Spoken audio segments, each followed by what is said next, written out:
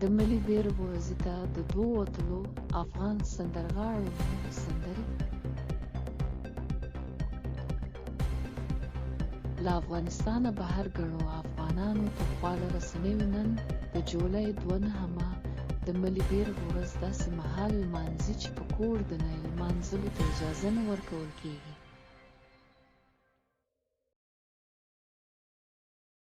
د افغانستان پرځول شوي جمهوري حکومت څو کاله وړاندې د زمري او ماه د جولای 2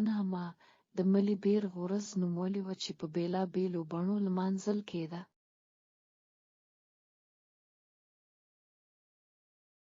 تازه د همدې ورځ د لمانځنې په پار د افغانستان دوو اتلو سندرغاړو میرخان مکري او جاوید امیرخیل سندرې ویلې چې ډېرو مینه والو یې پر خواله رسنیو شریک کړي دي.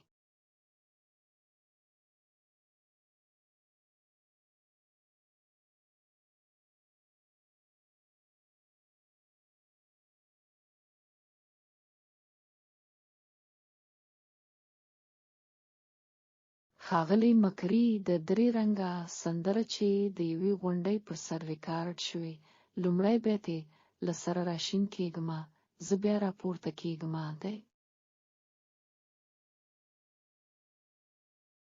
ښاغلی مکري په خپله سندره کې د ځینو هغو مینه والو